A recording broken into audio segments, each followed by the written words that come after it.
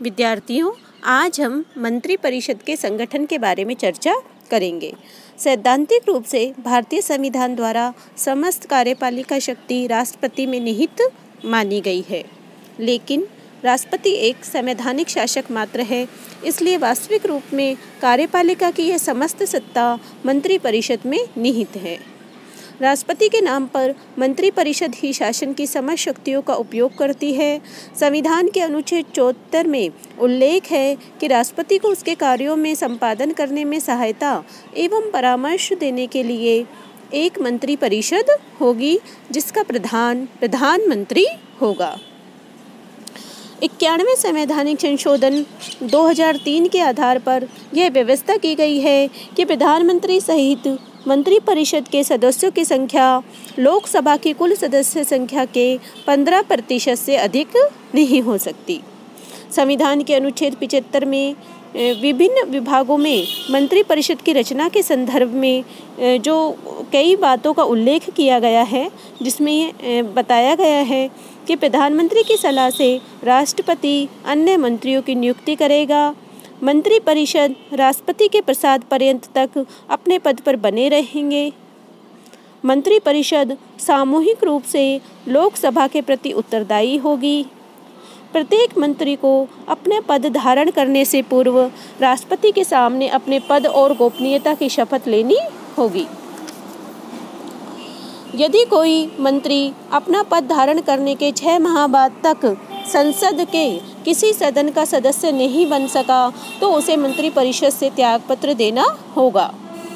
मंत्रियों को वो सब वेतन भत्ते प्राप्त होंगे जो समय समय पर संसद विधि द्वारा निर्धारित करे। तो मंत्री परिषद के गठन के संदर्भ में केवल ये ही कुछ औपचारिक व्यवस्थाएं हैं, और इन औपचारिक व्यवस्थाओं से यह पता नहीं चल सकता कि वास्तव में मंत्री परिषद का गठन किस प्रकार होता है। व्यवहार में मंत्री परिषद का गठन एक बहुत अधिक कठिन और जटिल प्रक्रिया है, जिसमें अनेक बातों को ध्यान में रखना होता है। मंत्रियों को चुनते समय शासक दल में विभिन्न सदस्यों की स्थिति, राष्ट्र के विभिन्न समुदायों तथा भौगोलिक क्षेत्रों के प्रतिनिधित्व, संसद के दोनों सदनों को उचित प्रतिनिधित्व, विभिन्न अवस्था वाले और विभिन्न वर्गों को प्रतिनिधित्व को ध्यान में रखना पड़ता है। साधारणतः लोग जो है मंत्री परिषद और मंत्रिमंडल को एक ही संस्था मान लेते हैं, लेकिन इन दोनों में काफ़ी अंतर है। तो अब हम देखते हैं कि मंत्री परिषद और मंत्रिमंडल में क्या अंतर है ना। तो मंत्री परिषद में 5 स्तर के सदस्य होते हैं, है ना, जिसमें से केवल प्रथम स्तर के सदस्यों को ही सामूहिक रूप से कैबिनेट कहा जाता है। मंत्री परिषद में और जो 5 स्तर के सदस्य हैं वो इस प्रकार से हैं कि पहला जो स्तर होता है वो मंत्री परिषद के प्रथम स्तर के सदस्यों के मंत्री कहलाते हैं, और वे मंत्रिमंडल अर्थात कैबिनेट के सदस्य होते हैं। भारत में इसकी संख्या विविध समयों पर 12 से 32 रही है। साधारणतः ये मंत्री किसी न किसी प्रमुख विभाग के अध्यक्ष होते हैं। दूसरे स्तर के मंत्री वे होते हैं जो मंत्रिमंडल स्तर के मंत्री होते हुए भी कैबिनेट के सदस्य नहीं होते हैं। वे मंत्री के भी विभिन्न विभागों के अध्यक्ष होते हैं और उन्हें मंत्रिमंडल के सदस्यों के समान वेतन मिलता है, किंतु मंत्रिमंडल की बैठक में इनके द्वारा अधिकार के रूप में नहीं, वरन प्रधानमंत्री द्वारा आमंत्रित किए जाने पर ही भाग लिया जाता है। तीसरे स्तर के श्रेणी के में राज्य मंत्री आते हैं, जिनकी स्थिति पूर्ण मंत्री तथा उप मंत्री के बीच की होती है। ये विशेष महत्वपूर्ण विभागों से संबंध रखते हैं और कभी कभी इनके द्वारा विभाग के स्वतंत्र प्रधान के रूप में भी कार्य किया जाता है। प्रधानमंत्री द्वारा इस श्रेणी के मंत्रियों को मंत्रिमंडल की उन बैठकों में आमंत्रित किया जा सकता है जबकि उनके विभाग से संबंधित प्रश्न मंत्रिमंडल के में विचाराधीन होते हैं। चौथे स्तर में जो है राज्य मंत्रियों के बाद उप मंत्रियों की श्रेणी आती है, जो ज्येष्ठ मंत्री के अधीन रहते हुए उन मंत्री की सहायता करते हैं। और 5वें स्तर पर उप मंत्रियों से नीचे स्तर के संसदीय सचिव होते हैं। वे विभागीय मंत्रियों को प्रशासनिक तथा विशेष रूप से संसदीय कार्यों के संदर्भ में सहायता पहुंचाते हैं। तो इस 5 श्रेणियों के मंत्रियों को ही सामूहिक रूप से मंत्री परिषद के नाम से संबोधित किया जाता है। और इस प्रकार मंत्री परिषद एक बृहद संस्था है जिसमें सभी श्रेणियों के मंत्री सम्मिलित होते हैं। लेकिन मंत्रिमंडल जो है उसमें मंत्री परिषद के अंतर्गत एक छोटा समूह होता है जिसमें सिर्फ प्रथम श्रेणी के मंत्री ही होते हैं, जो विभागों के प्रधान होते हैं और जिनके द्वारा सामूहिक रूप से संपूर्ण प्रशासनिक नीति का निर्धारण किया जाता है।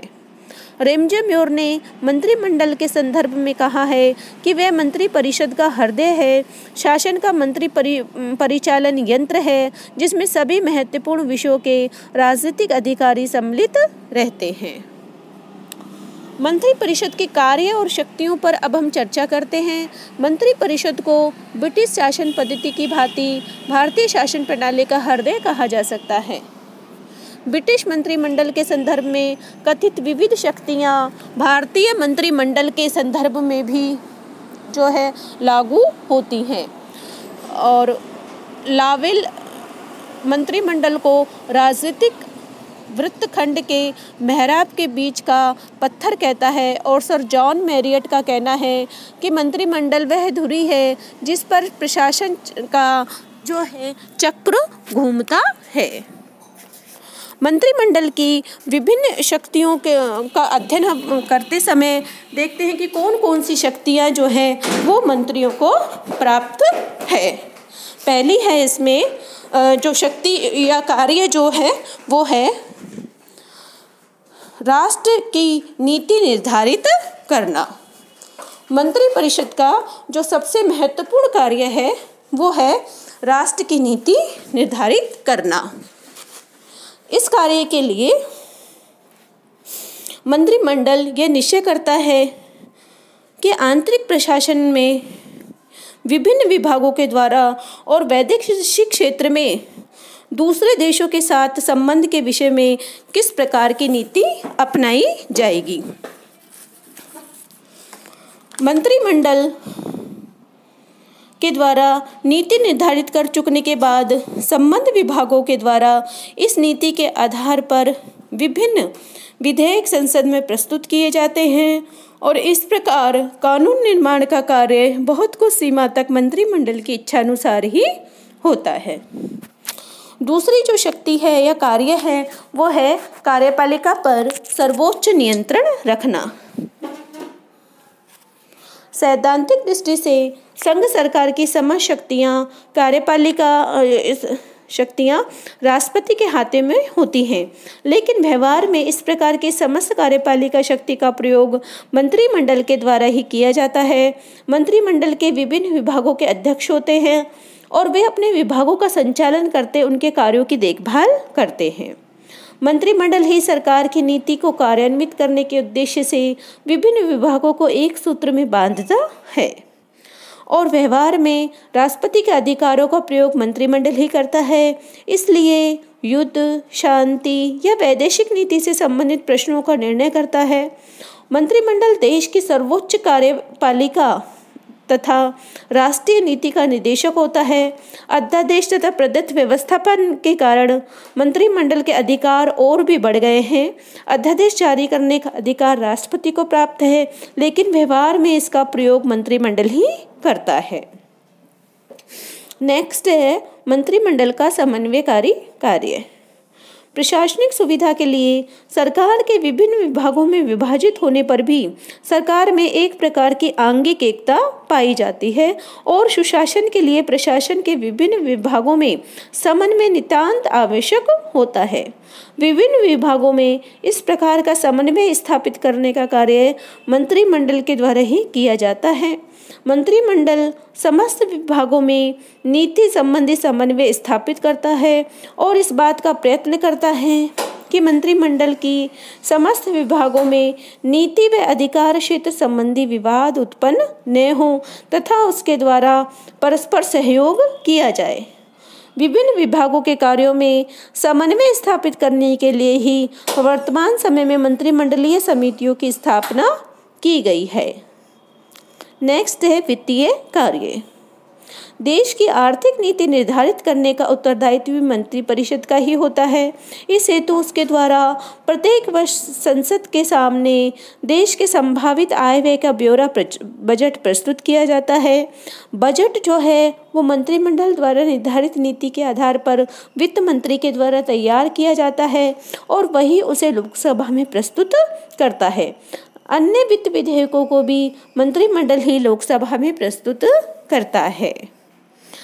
अगले जो कार्य है मंत्रिमंडल का वो है वैदेशिक संबंधों पर नियंत्रण। कैबिनेट के द्वारा ही देश के वैदेशिक संबंधों पर नियंत्रण रखा जाता है। विदेशी राज्यों के अध्यक्षों या सरकारों के साथ समस्त वार्ताओं का संचालन प्रधानमंत्री या विदेश मंत्री या प्रधानमंत्री के किसी अन्य प्रतिनिधि द्वारा कार्य किया जाता है। और जब इस वार्ता के परिणाम स्वरूप कोई संधि या समझौता हो जाता है तो संसद को उसके संबंध में सूचना दी जाती है और यदि आवश्यक हुआ तो संसद से उसकी स्वीकृति प्राप्त कर ली जाती है। वैदेशिक संबंधों के संचालन में संसद की भूमिका बहुत गौण होती है। इसका जो है कई प्रमाण है। वैदेशिक संबंधों के संचालन में जो है 1971 में सोवियत संघ के साथ मैत्री संधि से पूर्व लगभग 2 वर्षों से बातचीत चल रही थी, लेकिन संसद को इस संबंध में तभी सूचना मिली जब अगस्त 1971 में संधि पर हस्ताक्षर हो गए। कई बार सरकार विदेशों के साथ गुप्त संधियां और समझौते करती है और संसद को इस संबंध में सूचना प्रदान नहीं दी जाती। वैदेशिक संबंधों के संचालन में गुप्तता की आवश्यकता होती है और इसी कारण इस कार्य में कैबिनेट के द्वारा ही किया जा सकता है, संसद के द्वारा नहीं।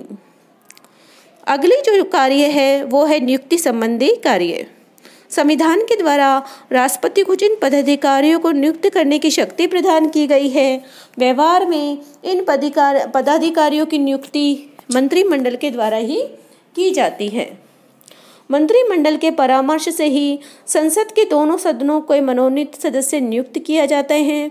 राज्यों के राज्यपाल, उच्चतम न्यायालय के न्यायाधीश, उच्च न्यायालय के न्यायाधीश, महाधिवक्ता, महालेखा परीक्षक और सेना के सेनापतियों की नियुक्ति मंत्रिमंडल के परामर्श से ही की जाती है। वास्तव में मंत्रिमंडल एक बहुत अधिक शक्तिशाली होता है और देश की समस्त राजनीतिक और प्रशासनिक व्यवस्था पर उसका अधिकार होता है। मंत्रिपरिषद की शक्तियों का अध्ययन के बाद हम देखते हैं कि इसकी जो बैठकें भी होती हैं और प्रधानमंत्री के द्वारा इसकी बैठकों का कार्यक्रम निर्धारित किया जाता है। साधारणतः मंत्रिमंडल की सप्ताह में एक बार बैठकें होती हैं। मंत्रिमंडल की बैठक सप्ताह में एक बार होती है, लेकिन विशेष परिस्थितियों में सप्ताह में 2 या अधिक बार भी हो सकती हैं और इन बैठकों में सभापतित्व प्रधानमंत्री के द्वारा किया जाता है। प्रधानमंत्री के कार्य शक्तियों के बारे में हम अगले वीडियो में चर्चा करेंगे। धन्यवाद।